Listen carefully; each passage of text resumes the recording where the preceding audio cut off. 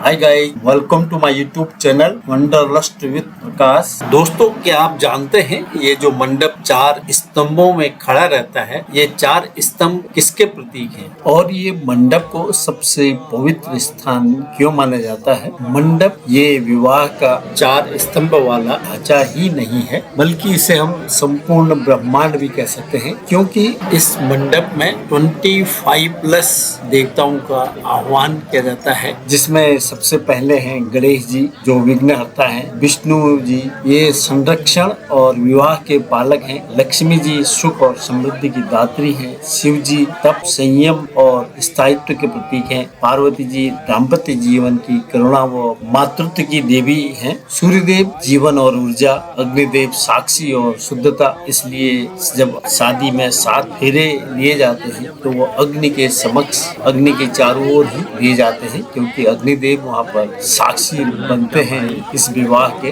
और साथ में उपस्थित रहते हैं हमारे जो कुल देवता है, कुल देवी है। तो ये तो देवता हमारे मंडप में विराजमान रहते हैं। इसके अलावा जो इस मंडप में 4 खंबे रहते हैं, ये सिर्फ 4 दिशाओं का ही प्रतीक नहीं है, बल्कि धर्म, अर्थ, काम, मोक्ष 4 पुरुषार्थों का भी प्रतीक है। आजकल तो मंडप सब रेडीमेड बन जाते हैं, परंतु यहाँ पर देखिए हर एक स्तंभ केले के पेड़ से बनाया गया है और उसमें केले के पत्ते से, आम के पत्ते से, अशोक के पत्ते से उसकी सजावट की गई है। ये ओरिजिनल मंडप को परिभाषित कर रहा है, और नीचे में गाय के गोबर से और गंगा जल से इसमें लिपाई की गई है, और साथ में पुराणों के अनुसार अल्पना बनाई गई है। इसके साथ ही ये चारों खंबे 4 दिशाओं के भी प्रतीक हैं। अब ये 4 खंबे कौन कौन सी दिशाओं के प्रतीक हैं, इनके बारे में बाद में बात करते हैं। आइए पहले 7 फेरे और 7 वचनों के बारे में बात करें। विवाह में वर वधू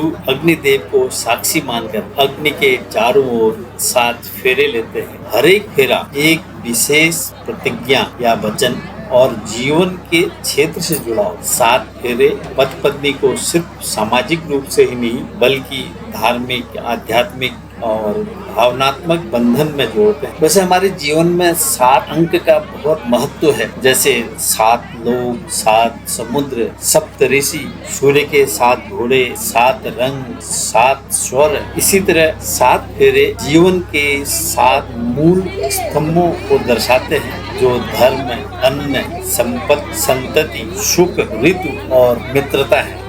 सप्तपदी का पहला वचन है, तेरे हाथों में मेरा हाथ रहे, भूख प्यास में हमारा साथ रहे, अन्न और जल का व्रत निभाए हम, सुख दुख में कदम मिलाए हम। यानी पहला वचन है अन्न और आजीविका का, और दूसरा वचन है शक्ति और धैर्य का। जीवन में किसी भी तरह की कठिनाई का धैर्यपूर्वक सामना करेंगे, एक दूसरे को शारीरिक और मानसिक बल में सहयोग करेंगे।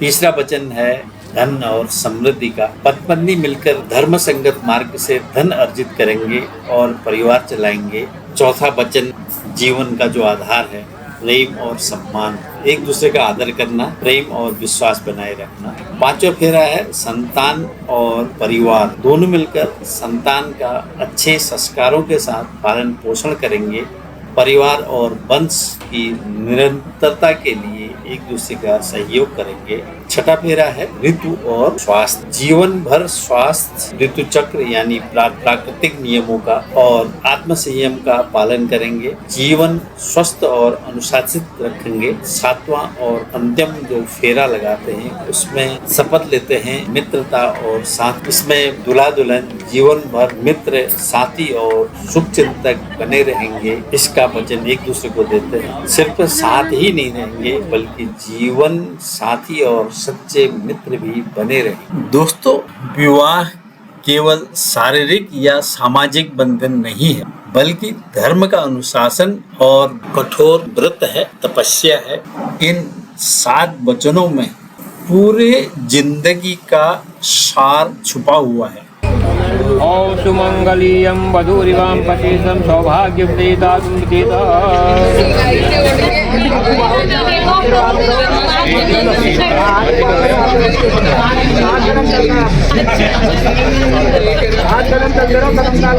ओम कर्णे वीतयामि देवा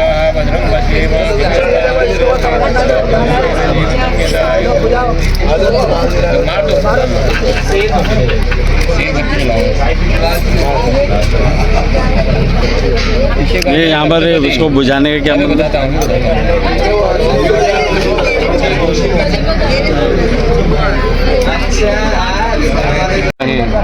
जैसे जो है अरुंधति जानकी का सुहाग रहा ऐसे ही अटल रहे, इसलिए अभी बताता हूँ इसको। हो गया, इसको पूजन करा दीजिए। करा दिया, इसमें चढ़ा दिया फूल, बैठ जाओ।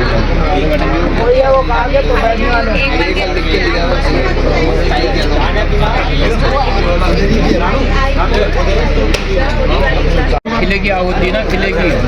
अरे बच्चा शॉर्ट रॉक, चुप रहो भैया, सुनो इधर। की आहुति थी ना, खिले की है। भैया खिले दे रहा था बहन को, है ना। ये खिले का क्या मतलब है, इसका भी मैं बताता हूँ तुम्हें। खिले किसके बनते हैं? धान के बनते हैं ना। मक्के के हमने नहीं किए यहाँ की, और चीज़ के नहीं किए, लेकिन धान की जो है बीज का खिला बनता है।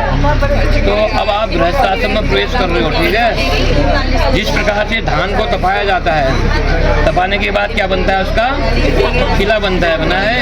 ऐसे ही गृहस्थी का भी होता है। आज से कभी कष्ट भी आएगा बहुत, लेकिन हमें क्या करना पड़ेगा, उसको सहन करना पड़ेगा, तब हम खिले बनेंगे। तभी खिले किए जाते हैं। अब ये खिले धान के क्यों किए जाते हैं, मक्के के नहीं होते हैं? आई बात समझ में? तो धान का होता है बीज, जो एक होता है, एक बीज दो में तार अंकुर आते हैं उसमें। ऐसे ही हमारी संतान रूपी बेल भी खूब आगे को बढ़ेगा। आगे समझ में? अब उसके बाद एक सप्तपदी है। अब जो है बरजी जो है कन्या से कह रहे हैं, एक दिशे विष्णु नयत हे प्रिय है, आज से घर में तू मेरे अन्न की मालिक हो गई। आप बोल रहे हो, ठीक है नहीं, है ना। आज से अन्नादि आदि के मालिक मैं तुझे अब घर जाके बनाऊंगा। आपको स्वीकार होगा ना? उसके बाद द्वे अर्धे विष्णुद्यम, तेरा यह सारा संसार में बढ़े, तू जो है हमेशा बलवती बन, बुद्धिमान बन। दूसरा पद रखता हूँ, ठीक है। उसके बाद तीसरा है तीर्ण राशा से विष्णुने तू, तेरे आने से मेरे घर में सुख शांति हो, लक्ष्मी का निवास हो।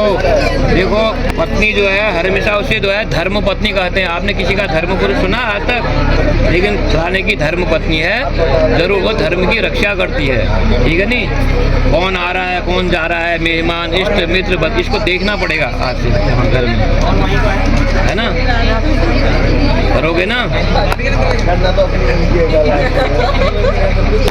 और चत्वारि मयो भरा विष्णातम, और ये लक्ष्मी रूपी जब घर में माया आती है तो मनुष्य पागल भी हो जाता है। ऐसा तुम्हें नहीं करना पड़ेगा, लक्ष्मी को कंट्रोल करना। लक्ष्मी का एक नाम चंचला भी है, चंचला भी कहते हैं उसको। वो चंचला लक्ष्मी का वाहन उल्लू भी है। और कौन है लक्ष्मी का वाहन? गरुड़ भी है। विष्णु भगवान जब पति पत्नी साथ ही जाते हैं यज्ञ में, तो जो है लक्ष्मी किसके साथ जाती है? गरुड़ में बैठ के जाती है। उस घर में सुख संपत्ति आती है, ठीक है। अगर लक्ष्मी अकेले जाएगी तो किसमें बैठ के जाएगी? उल्लू में बैठ के जाएगी। लेकिन उल्लू में बैठ के नहीं जाना है, अर्थात घर में हमेशा यज्ञ आदि कराने हैं। सहभागिनी बनोगी यज्ञ आदि में इनके साथ। पंचमम पशुभ्यो विष्णुआदम, अगर मेरे घर में पशु आदि होंगे तो उनकी देखरेख भी तुम्हें करनी पड़ेगी। करोगे ना? और षड ऋतुभ्यो विष्णाने तो, और ये 6 ऋतु होती हैं, है ना। तो 6 ऋतुओं में तो जो है हर चीज़ में हमारी 6 ऋतु का पालन करोगी। मंजूर है? ठीक है नहीं। इस प्रकार से जो है फिर सातवीं जो है ये अभी ये कह रहे थे कि जो है ओम सखे सप्तता भव समानामृता भक्ति विष्णुआत्माम नयतु, तेरा यह सारे संसार में बढ़े। जैसे जानकी, अरुंधति, अहिल्या, द्रौपदी, सीता, तारा, मंदोदशा, पंचकन्याम सर्वे नित्यम महाभाग्य, ये जो है अटल सौभाग्यवती, ऐसा भी तेरा सौभाग्य अटल रहे। इसलिए जो है सातवीं बत्ती की पूजा भी की जाती है। क्योंकि अब आप गृहस्थाश्रम में प्रवेश कर रहे हो ना। गृहस्थाश्रम बड़ा कठिन आश्रम है ना, इसलिए जो है इस उसमें एक दूसरे की सहभागिता तुम्हें करनी पड़ेगी, ठीक है नहीं। ऐसे ही जो है कन्या के 7 वचन हैं। अब यदि यज्ञम कुर्यात मम अगर आप कोई यज्ञ आदि पूजा पाठ करोगे, पहले उनसे सम्मति लोगे नहीं लोगे ना। ऐसे ही यदि दानम कुर्यात मम संपत्ति ज्ञात, कोई जो है दान आदि करोगे, किसी को पैसा कर्जा दोगे, लेकिन मेरे से भी पहले पूछोगे, ठीक है। पूछ लिए तुमसे करोगे नहीं ऐसा, या हाँ बोलो या ना बोलो है ना। और अवस्थात्रे मम पालना करो हो, हर हमेशा मेरे साथ मेरी जो है रक्षा करोगे, मेरा साथ दोगे, ठीक है। धनादि गोपनीय मम सम्मति, अगर घर में धन कोई गोपनीय रूप से रखोगे, बैंक बैलेंस से या कोई और भी उसमें, लेकिन मेरे से जरूर पूछोगे, उसको छुपाओगे नहीं, है ना। और गवादि पशु, अगर गाय आदि घर में रखी है, उनका क्रय विक्रय करोगे तो मेरी संपत्ति भी उसमें सम्मति भी लोगे। और सखी सुमन हास्यम कटुबुद्धि, अगर मैं अपने कहीं सहेलियों की बैठी हूँ तो जो है मेरी हंसी मजाक नहीं करोगे, वहाँ पर समाज में मेरी हंसी मजाक नहीं करोगे, न डांटोगे समाज में, कुछ कहना होगा तो चुपचाप मेरे घर में कहोगे, मान्य है। इस प्रकार से जो है सप्तपदी कही जाती है, ठीक है नहीं। अब अंगूठी से मांग भरेंगे दूल्हे राजा अपने दुल्हन की। एक चुटकी सिंदूर की कीमत तुम क्या जानो, ये डायलॉग बहुत फेमस हुआ था। तो मैं बात कर रहा था मंडप में 4 स्तंभों की। ये है पूर्व दिशा। पूर्व दिशा में इंद्रदेव जो बल और ऐश्वर्य के प्रतीक हैं। दक्षिण दिशा में यमदेव धर्म और न्याय के प्रतीक हैं। पश्चिम दिशा में जो खंबा रहता है वो वरुणदेव का प्रतीक है, जिन्हें जल और शांति का प्रतीक माना जाता है। और उत्तर दिशा में सोम या कुबेर देव हैं, जिन्हें समृद्धि और औषधि का प्रतीक माना जाता है। इसके साथ ही मंडप में अष्ट दिक्पाल, इनका भी आवाहन किया जाता है और इनकी प्रतिष्ठा की जाती है। अब 8 दिशाएं कौन कौन सी हैं? पूर्व दिशा, ये तो मैंने आपको बताया था अभी, इंद्र देव यहाँ पर बसते हैं। और आग्नेय कोण, पूर्व और दक्षिण वाला कोण जो है अग्नि कोण का भी कहलाता है, तो यहाँ अग्निदेव विराजमान रहते हैं। दक्षिण में यमदेव जो धर्म और न्याय के प्रतीक हैं। उसके बाद दक्षिण पश्चिम नैऋत्य, उसको नैऋत्य कोण भी बोलते हैं, और यहाँ पर नैऋत्य देवता का स्थान है। हमारे ऋग्वेद और पुराणों में नैऋत्य को एक पुरुष देवता माना गया है, जो रोग, मृत्यु और आपदाओं को रोकते हैं। नैऋत्य देव ब्रह्मा के संतान हैं और इन्हें नैऋत्य दिशापालक भी कहा जाता है। उसके बाद आता है पश्चिम दिशा वरुण देव का स्थान है। उत्तर पश्चिम वायु का स्थान है और उत्तर जो है कुबेर देवता का स्थान माना जाता है। और ईशान पूर्व में, उत्तर पूर्व में ईशान देव दिक्पाल के रूप में रहते हैं। जो ईशान दिशा है वो उत्तर पूर्व की है। वास्तु हो या मंडप हो, इसे सबसे शुभ माना जाता है। और जब आप नए मकान बनाते हैं तो उसमें भी ईशान कोण में ही आप मंदिर बनाने के लिए वास्तु विशेषज्ञ है वो लोग बताते हैं। अभी ईशान देव कौन है? ईशान वास्तव में भगवान शिव का ही एक रूप है। ईशान का शाब्दिक अर्थ है सर्वोच्च ईश्वर, शासक, रक्षक। ईशान दिशा ज्ञान, धर्म, पवित्रता, आध्यात्मिकता का प्रतीक है। शिव जी के जो 5 मुख होते हैं, आपने नेपाल पशुपतिनाथ मंदिर में गए हैं तो वहाँ पर शिव जी के 5 मुख हैं। उसमें से एक मुख का नाम है ईशान मुख। तो इतने देवता यहाँ पर उपस्थित रहते हैं, इसलिए मंडप को सबसे पवित्र जगह माना जाता है, जहाँ एक साथ इतने देवता विराजमान रहते हैं। और इसके ऊपर वर वधू को भी लक्ष्मी नारायण का रूप माना जाता है शादी के, क्योंकि यह विवाह केवल एक सामाजिक बंधन ही नहीं है, बल्कि यहाँ पर देवताओं का भी मिलन माना जाता है। पति पत्नी का संबंध केवल सांसारिक ही नहीं, बल्कि ईश्वर और शक्ति का संयुक्त रूप है। यहीं से वर वधू गृहस्थ आश्रम में प्रवेश करते हैं। इस अवसर पर उन्हें देवता मानकर उनकी पूजा करने का मतलब है उनके नए जीवन को मंगलमय बनाना, ईश्वर के समान आदरणीय देखना और समाज को यह संदेश देना है कि गृहस्थ जीवन भी धर्म का महत्वपूर्ण मार्ग है। और आपने देखा होगा ज्यादातर जो पूरे संस्कारों के साथ में जो विवाह होता है, अग्नि को साक्षी मानकर जो 7 फेरे लिए जाते हैं, उससे यह बंधन अटूट रहता है। हमारे कुमाऊं में वर वधू जो यहाँ पर एक दूसरे को पूज रहे हैं वो चीड़ के पत्तों से, हमारे वहाँ पर बोलते हैं शव प्रयोग से पूजते हैं। चीड़ के पत्तों से क्यों पूजते हैं आप लोग कमेंट करके तो मुँह से भी बोला जीरे जागरे कुंतिक जो कोक हो बार के नहीं आई हो दुबे नाती बलिया बुके नाती पुलिया। अभी आधा आधा खाएंगे।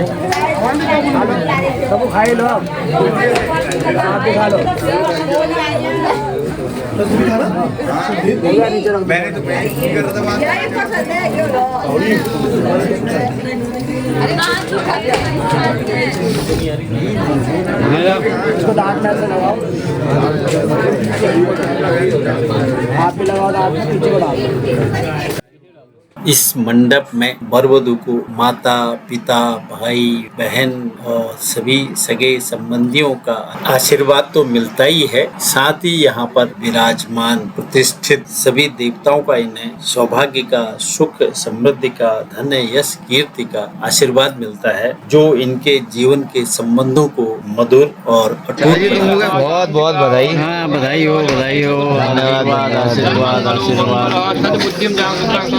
राहु बाहुबलं केतं नित्यं प्रीतिकरा भवतु मम ते सर्वेण कुलाः आयुष्यमित्तं यथा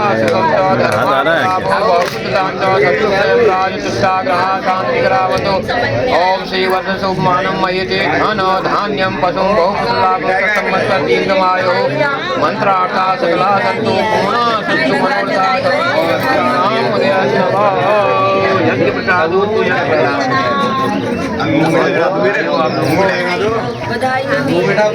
आपको क्या